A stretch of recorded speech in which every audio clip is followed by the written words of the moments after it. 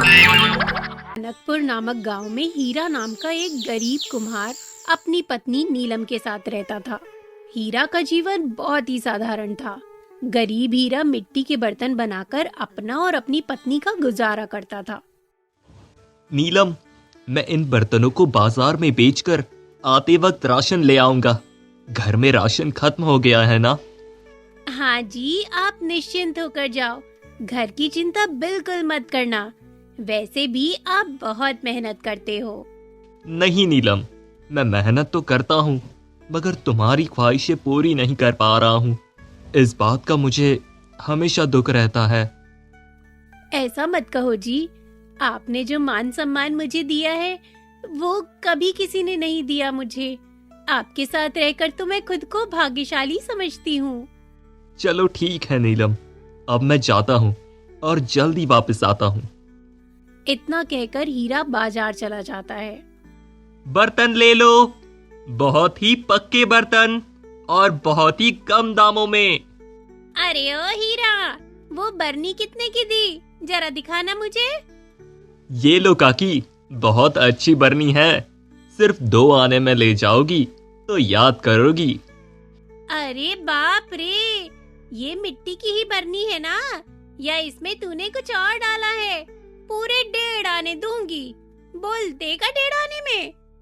ले लो चाची, अब तुम भी क्या याद रखोगी। लाओ 1.5 आने।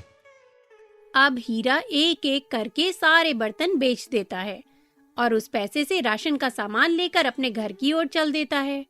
घर पहुंचकर वो नीलम से कहता है, ये लो भाग्यवान, घर का राशन लाया हूँ। जल्दी से इसे निकाल लो और खाना बनाओ। बहुत जोर से भूख लगी है, सुबह से कुछ नहीं खाया। और तुम्हें भी तो भूख लग रही होगी ना? तुमने भी तो सुबह से कुछ नहीं खाया। जी, अभी बनाकर लाती हूँ। क्या हुआ नीलम, तुम कुछ परेशान लग रही हो।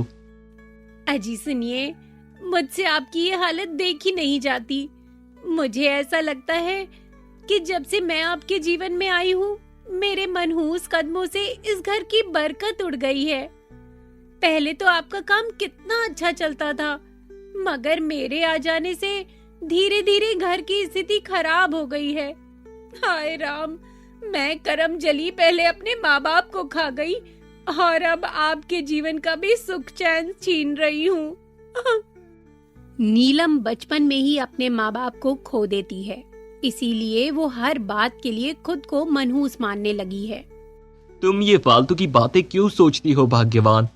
अभी तो हमारी स्थिति बहुत अच्छी है, और वैसे भी ईश्वर जितना भी देते हैं हमें उसी में खुश रहना चाहिए, और उसी में ही हमें खुशी खुशी जीवन बिताना चाहिए। अब जाओ, जल्दी से खाना बनाओ, मुझे बहुत भूख लग रही है। जी, मैं अभी बनाकर लाती हूँ।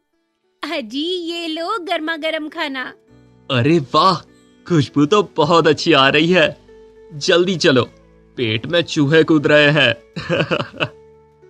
अब खाना खाकर दोनों चैन की नींद सो जाते हैं, और अगले दिन जब सोकर उठते हैं तो देखते हैं कि बारिश हो रही है। अरे ये क्या, आज बारिश तो बहुत तेज हो रही है। अरे सारी मिट्टी भी भीगकर पतली हो गई। अब मैं बर्तन कैसे बनाऊंगा? अजी, आप चिंता मत करो, जब बारिश बंद हो जाए तब बर्तन बनाकर बाजार में बेच आना।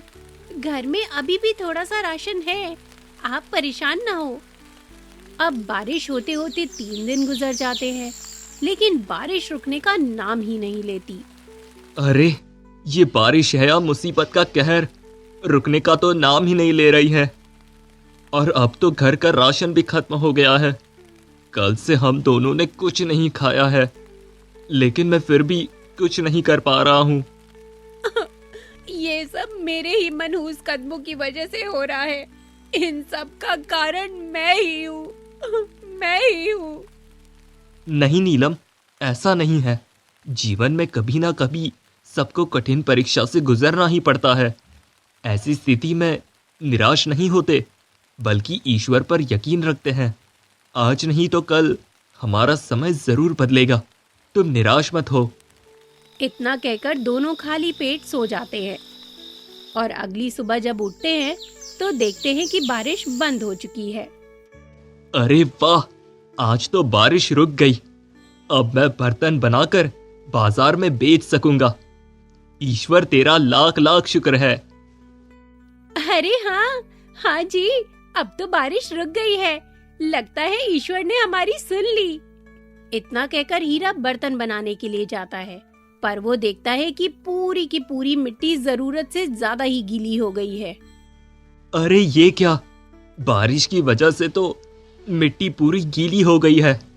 अब तो हम इस मिट्टी से बर्तन नहीं बना पाएंगे और मेरे पास इतने पैसे नहीं हैं कि मैं दूसरे गांव जाकर कुछ मिट्टी खरीद के लाऊं। अब मैं क्या करूं?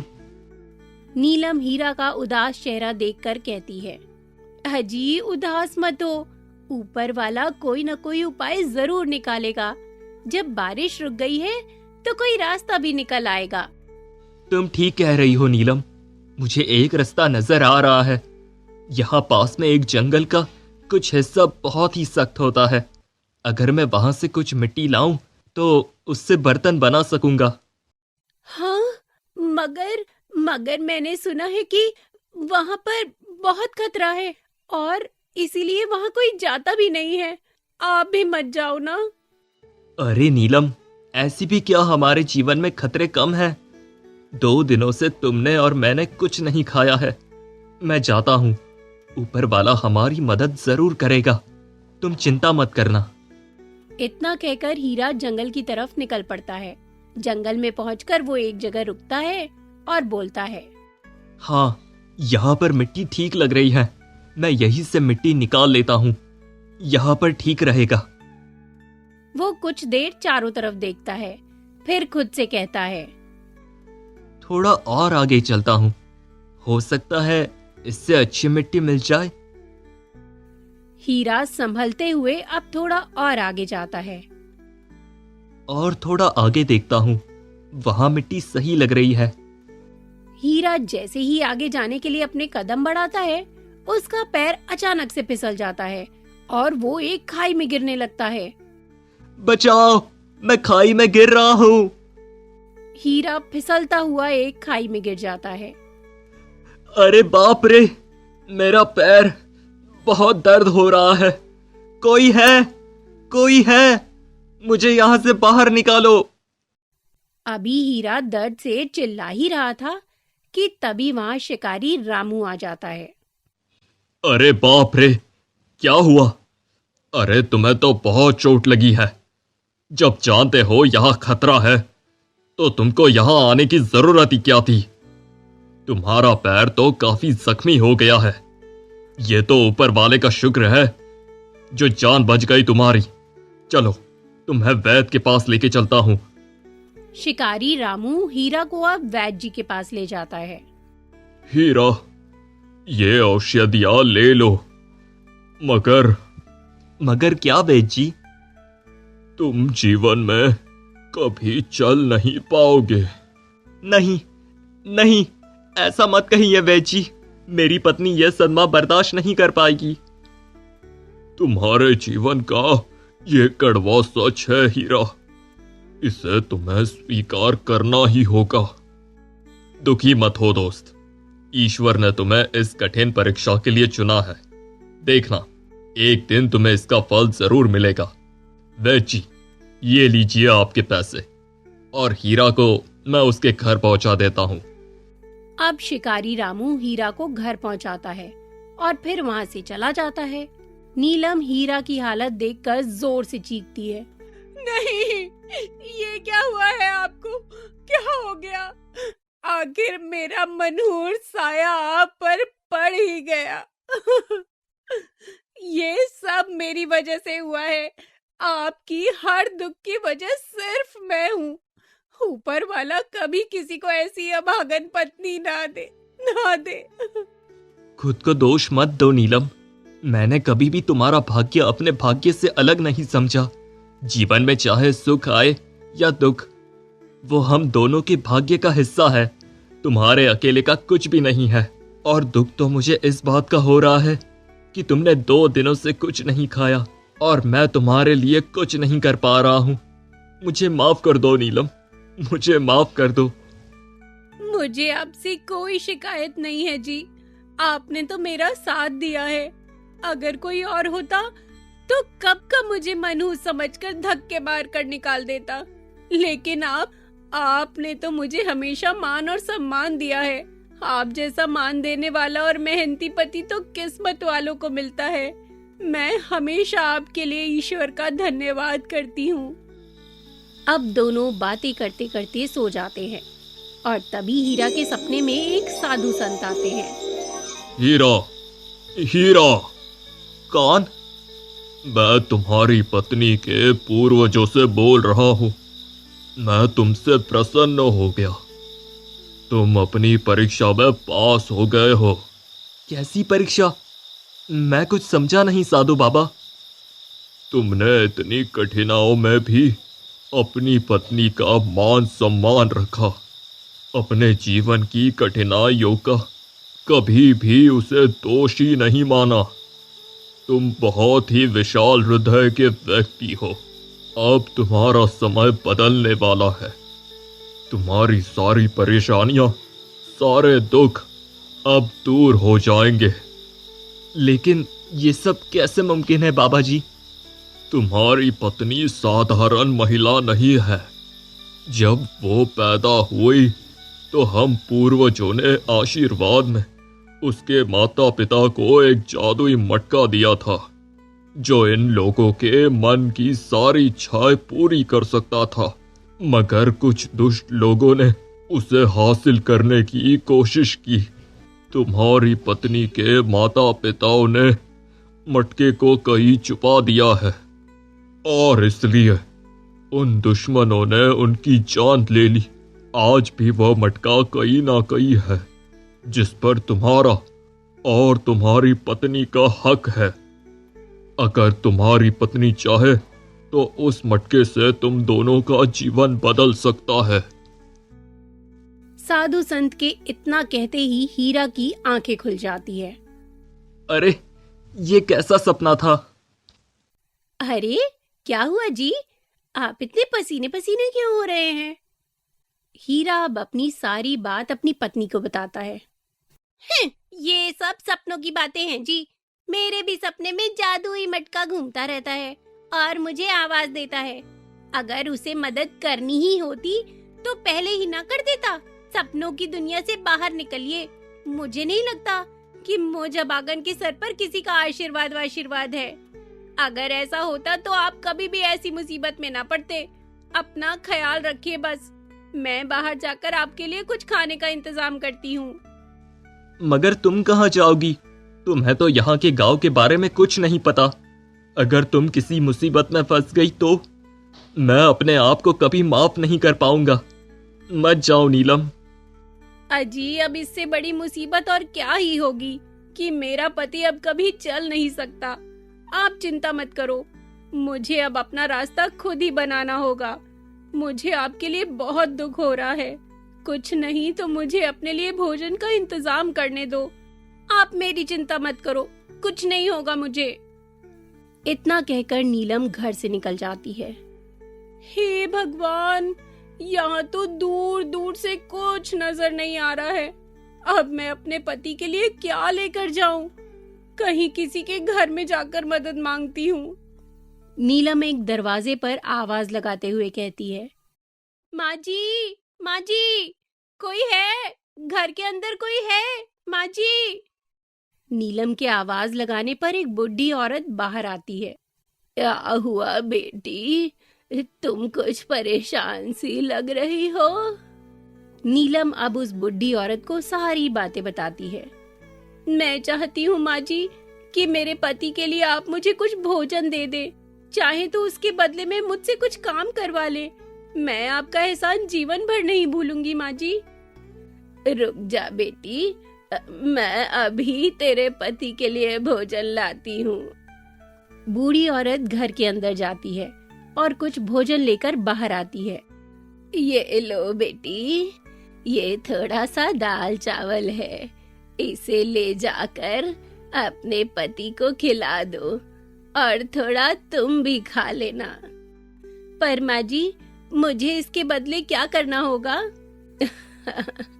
कुछ भी नहीं बेटा, पहले तू जा, अपने पति का ध्यान रख, उसे जरूरत है तेरी बेटी। काम की बात तो बाद में हो जाएगी, अभी पहले तू उसके पास जा। अब नीलम खुशी खुशी खाना लेकर अपने घर की तरफ भागती है। तभी उसका पैर फिसल जाता है और वो गिर पड़ती है। अरे अरे रे रे रे, ये क्या हो गया? सारा खाना गिर गया। हे भगवान, अब मैं इन्हें क्या खिलाऊंगी? किस्मत फूटी मेरी, कैसी करम जली और अभागिन हूँ मैं। मुझे जीने का कोई हक नहीं है, मुझे मर जाना चाहिए मुझे। आखिर ऐसे जीवन का क्या फायदा जिससे मैं अपने पति के काम ही ना आ सकूं।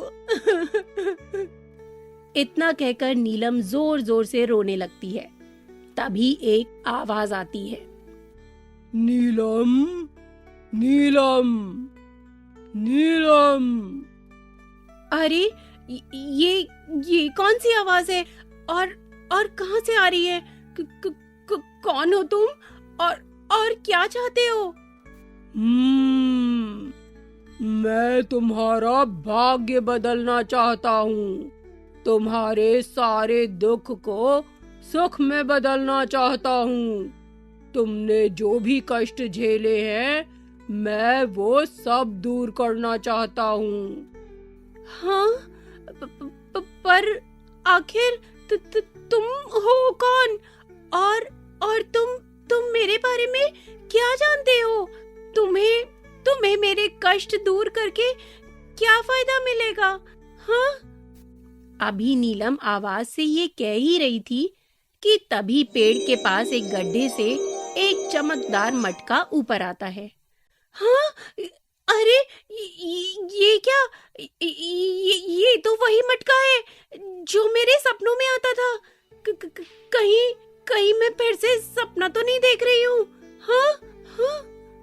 नहीं नीलम, ये कोई सपना नहीं बल्कि हकीकत है। मैं तुम्हारी मदद करने आया हूँ, मगर उससे पहले तुम्हें मेरे कुछ प्रश्नों के उत्तर देने होंगे ताकि मुझे ये यकीन हो जाए कि तुम मेरे काबिल हो या नहीं। फिर मैं हमेशा के लिए तुम्हें मिल जाऊंगा। तुम मेरे पास क्यों आए हो? क्या पूरी दुनिया में तुम्हें मैं ही मिली? तुम किसी और के पास भी तो जा सकते थे मदद के लिए। आखिर मैं ही क्यों? क्योंकि तुम्हारे पूर्वजों ने तुम्हारे जन्म पर मुझे आशीर्वाद के तौर पर तुम्हारे माता पिता को दिया था, मगर कुछ दुष्ट लोगों से मुझे छुपाते हुए तुम्हारे माता पिता ने कहा था कि हे जादुई मटके, तुझे हम इस सुरक्षित जगह पर छुपा रहे हैं, मगर हमारी बेटी जब भी किसी मुसीबत में होगी तब तुम उसके पास खुद चल कर जाओगे। बस इसीलिए मैं तुम्हारे पास आया हूँ, मगर इससे पहले तुम्हें मेरे प्रश्नों के उत्तर देने होंगे। क्या तुम्हारे प्रश्नों के उत्तर देने से मेरे पति फिर से ठीक हो जाएंगे? हाँ, जो भी तुम चाहोगी वो सब होगा। ठीक है, मुझे मंजूर है। पर याद रहे, यदि तुमने कोई भी उत्तर गलत दिया तो वहीं से प्रश्न समाप्त हो जाएगा और मैं जहां से आया हूँ वहीं वापस चला जाऊंगा। ठीक है, मुझे मंजूर है। पहला प्रश्न, वो कौन सा धर्म है जो सबसे बड़ा है? कर्म ही सबसे बड़ा धर्म है। ईश्वर भी कर्म करने वालों के साथ होता है। जो बिना मतलब के किसी दूसरे की सहायता करे, असल में वही सबसे बड़ा धार्मिक व्यक्ति है। अरे वाह, जैसा सुना था तुम्हारे पूर्वजों से तुम्हारे बारे में, तुम्हें बिल्कुल वैसा ही पाया है।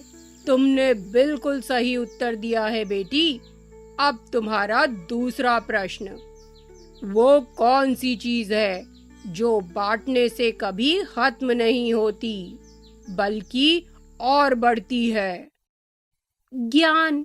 ज्ञान ऐसी चीज है जो बांटने से कभी भी खत्म नहीं होता, बल्कि और बढ़ता ही जाता है। वाह, अद्भुत! बिल्कुल सही उत्तर दिया। ज्ञान ही ऐसी चीज है जो बांटने से बढ़ती है। और अब तीसरा और सबसे आखिरी सवाल, ऐसी कौन सी चीज है जो कड़वी जरूर है, मगर हमारे मार्गदर्शन के लिए सबसे अच्छी है? नीलम थोड़ी देर सोचती है और फिर कहती है, सच। सच कड़वा होता है, मगर हमारे जीवन को सफल बनाता है। अगर सच बोलकर कोई हमारी कमी बताए, तो उस कमी को पूरा करके वो सच हमारे जीवन का मार्गदर्शन बन जाता है। वाह बेटी वाह, तुमने सभी प्रश्नों के बिल्कुल सही उत्तर दिए हैं। आज से जब भी तुम मुझे अपनी मदद के लिए पुकारोगी, मैं तुम्हारे पास मौजूद रहूंगा। बोलो, तुम्हारी क्या इच्छा है इस समय? अभी तो मैं अपने पति के लिए खाना लेकर जाना चाहती हूँ। मुझे भोजन दे दो। तुम्हारी इच्छा पूरी हो। इतना कहते ही नीलम के हाथों में अलग अलग तरह के स्वादिष्ट भोजन आ जाता है। अरे वाह, ये मेरे हाथों में इतना सारा और स्वादिष्ट भोजन। मैं अभी इन्हें लेकर जाती हूँ और अपने पति को खिलाती हूँ। हे ईश्वर, तेरा लाख लाख शुक्र है। तेरा बहुत बहुत शुक्रिया। नीलम अब खाना लेकर खुशी खुशी अपने घर जाती है। ये लो जी, मैं आपके लिए स्वादिष्ट खाना लाई हूँ। इसे खाकर बताओ तो कैसा है? अरे, ये तो बहुत ही स्वादिष्ट खाना लग रहा है, मगर इतना स्वादिष्ट खाना तुम्हें कहाँ से मिला? मुझे कुछ ठीक नहीं लग रहा है। अरे अरे, घबराओ मत, चोरी का नहीं है, बल्कि आपके पत्नी की मेहनत का है। मेहनत का? वो कैसे? नीलम अपने पति हीरा को अब सारी बातें बताती है कि कैसे उसने सभी प्रश्नों के उत्तर दिए और कैसे उस जादुई मटके ने उसे खाना दिया। अरे, अब देखो आगे और क्या क्या होता है। ईश्वर ने अब हमारे ऊपर अपनी कृपा डाल दी है, और अब आप देखना, अब सारे दुख धीरे धीरे ठीक हो जाएंगे। अब आप जल्दी से खाना खा लो। लाजवाब, ये तो बहुत ही ज्यादा स्वादिष्ट है। तुम भी खाओ। लो नीलम। उसके बाद वो दोनों पेट भर के खाना खाते हैं और चैन की सांस लेते हैं। अब बारी है आपके ठीक होने की। जादुई मटके, जादुई मटके। बोलो बेटी, क्या इच्छा है? मेरे पति के पैरों को फिर से ठीक कर दो जादुई मटके। इच्छा पूरी हो, इच्छा पूरी हो, इच्छा पूरी हो। इतना कहते ही हीरा के पैरों में से एक जादुई रोशनी चमकने लगती है और उसका पैर सही हो जाता है। अरे, ये क्या? मैं फिर से चल सकता हूँ। ईश्वर ने हमारी सुन ली जी। अब सब कुछ ठीक हो जाएगा। हमारी सारी मुसीबतें खत्म हो जाएंगी। अजी, हमारी क्या, इस गांव में जितने भी लोग परेशान हैं, हम इस जादुई मटके से उन लोगों की मदद करेंगे। तुम सही कह रही हो नीलम, मैं भी तुम्हारी बातों से सहमत हूँ। ईश्वर उसी से ही खुश होते हैं जो बिना किसी स्वार्थ के दूसरों की भी सहायता करता है। इस तरह जादुई मटका पाकर हीरा और नीलम के जीवन का दुख समाप्त हो जाता है और खुशियां ही खुशियां आ जाती हैं। अब वो दोनों खुद के साथ साथ दूसरों की समस्याओं का भी समाधान करने लगते हैं।